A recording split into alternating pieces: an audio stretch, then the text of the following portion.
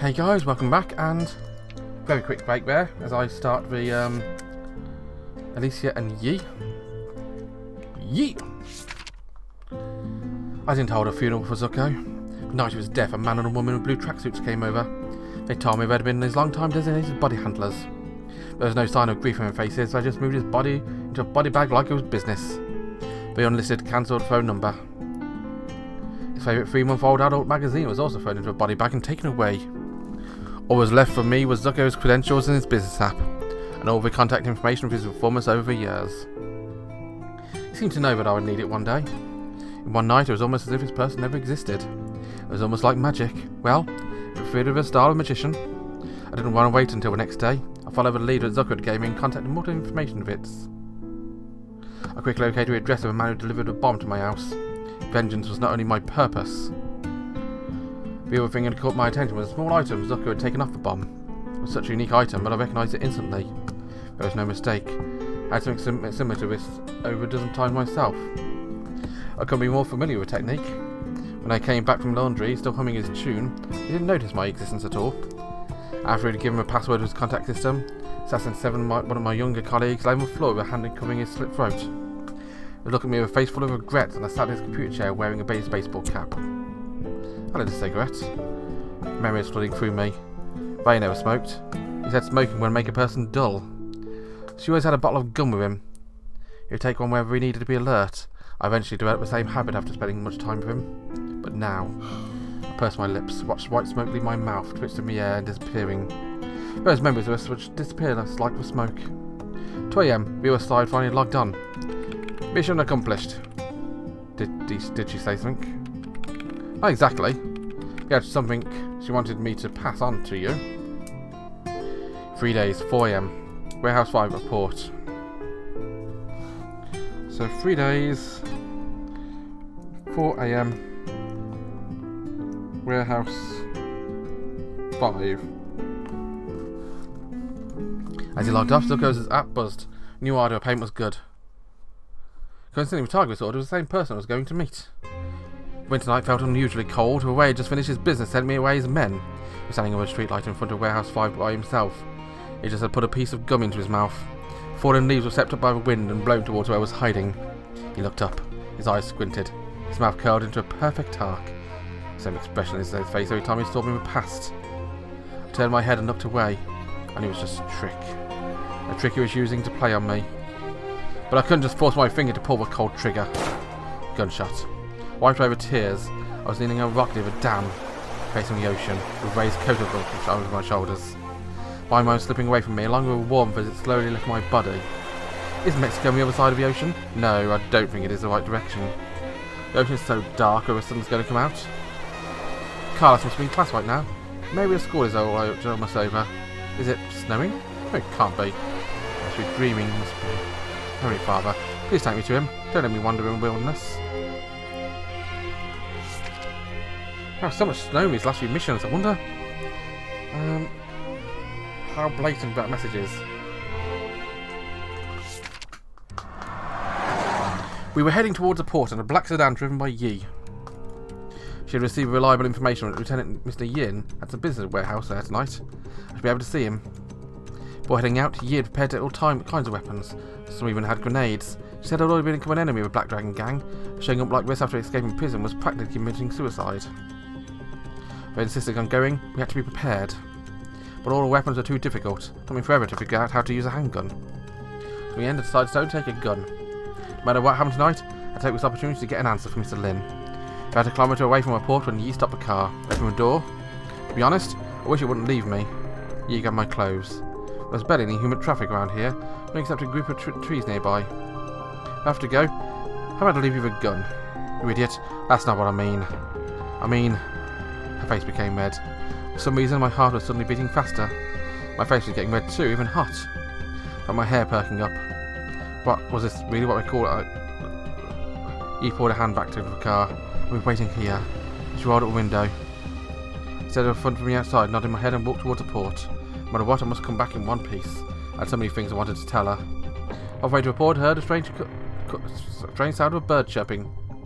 Didn't sound like regular birds. I had to begin to worry about Yi. As a sniper. I ran back to where the car was. Black sedan was still there. The driver's side door was open, there was no one inside. 2 drops of blood on the ground near the door. I got into the car, started the engine. I was driving at high speed possible. I went for every single road and alley I could find nearby. I couldn't find any of the cars or people that looked suspicious. Someone come out, I still couldn't find Yi. In the end, I didn't see Miss Lynn at port. And I've lost Yi. She was gone just like that. There were too many people that had reason to harm her. Could be an enemy of a blood gang, could be someone with a personal grudge like Kwan. It was all my fault. I should not have let her wait there for me.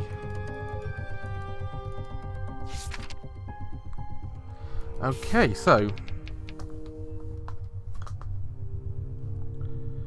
you've got tears regardless.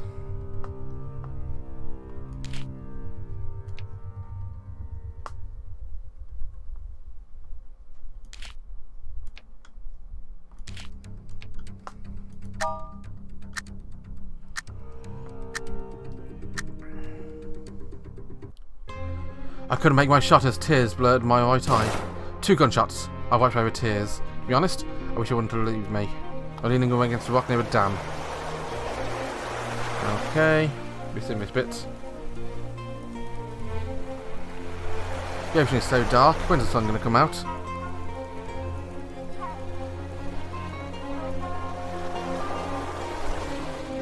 Heavenly Father, please take me to him. Don't let me wander in the wilderness alone. I sent you away in a black sedan immediately towards the port.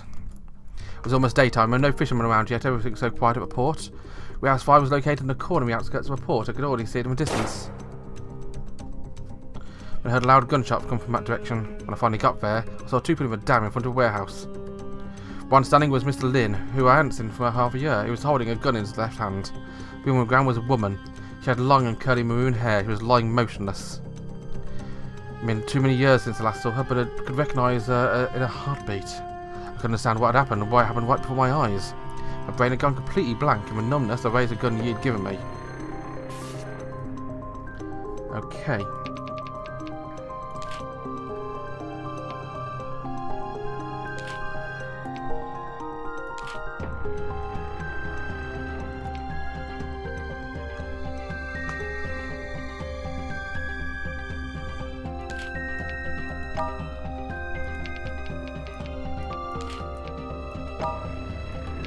So you need something. You're going to look away.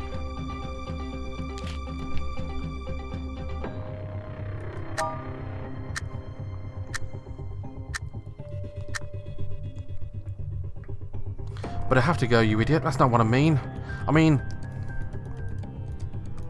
Okay. Well, this is what I called love. We're waiting here.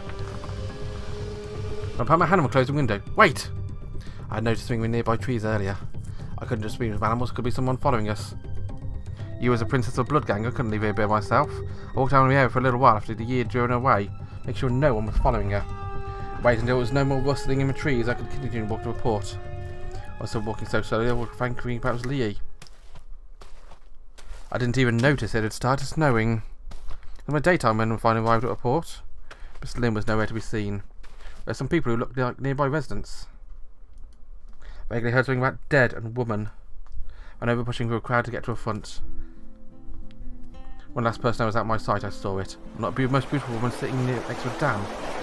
She had long and curly maroon hair. Her magnificent eyelashes were covered in snow. There is a little black lamb underneath a tree. His name is Billy. Started humming the song she used to sing for me and sat down next to her. I was shaking when I grabbed her hand, and I just sat there watching the ocean with her together.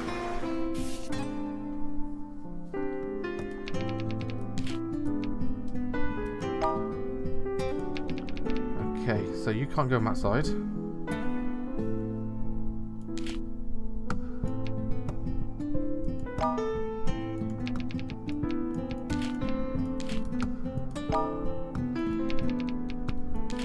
I'm missing something here.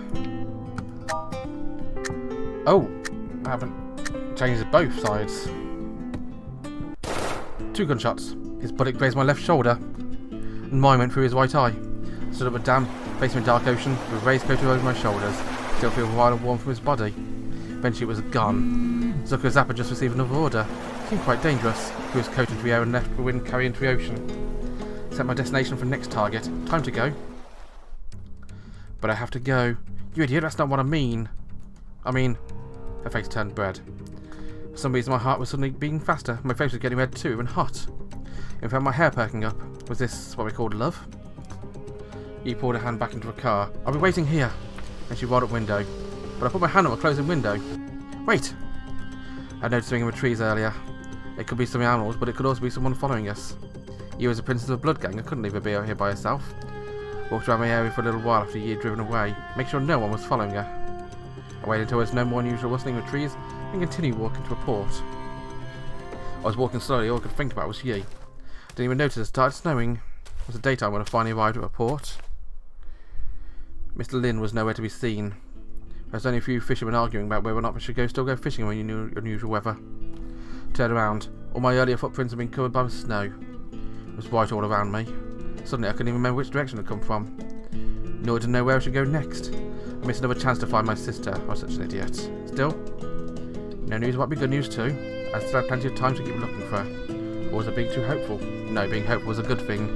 She used to tell me that all the time. So keep being hopeful, that was the right thing to do. Like big sister will be out there somewhere.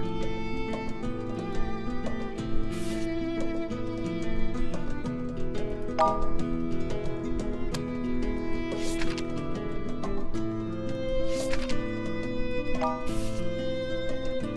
don't think there's another one, is there? Try that. No.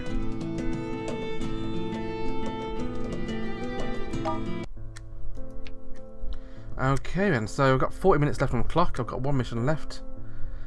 I can't believe I didn't get together. But I really have to do this last mission here, because it's almost certainly the last mission, because there's everything else leading down to here. For now though, I'm going to save a game and see you next time. I know it's been a short episode, but 38 minutes. Bye bye.